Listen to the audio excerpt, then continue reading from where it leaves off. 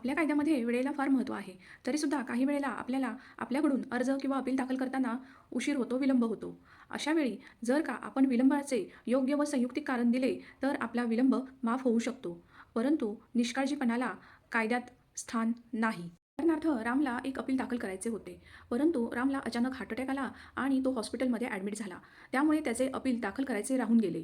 परंतु त्याने त्याची सर्व मेडिकलची कागदपत्रे कोर्टात दाखल केली. त्यामुळे योग्य कारण दिल्यामुळे त्याचा विलंब माफ झाला. काही वेळेला सर्टिफाईड कॉपीज उशिरा मिळणे किंवा एखाद्याने चुकीचा सल्ला देणे ह्यामुळे सुद्धा विलंब होऊ शकतो.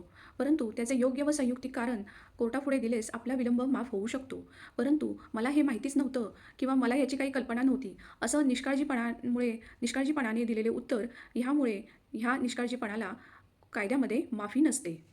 सन्माननीय सुप्रीम कोर्ट यांचे दिनांक 17 डिसेंबर 2024 रोजीचे असे जजमेंट आहे की त्याने ठरवून दिलेल्या मुदतीत जर अर्ज, अपील किंवा दावा दाखल झाला नाही तरीही विलंब का झाला याचे योग्य, समाधानकारक आणि प्रामाणिक कारण कोर्टासमोर स्पष्टपणे नमूद केले तर विलंब माफ केला जाऊ शकतो.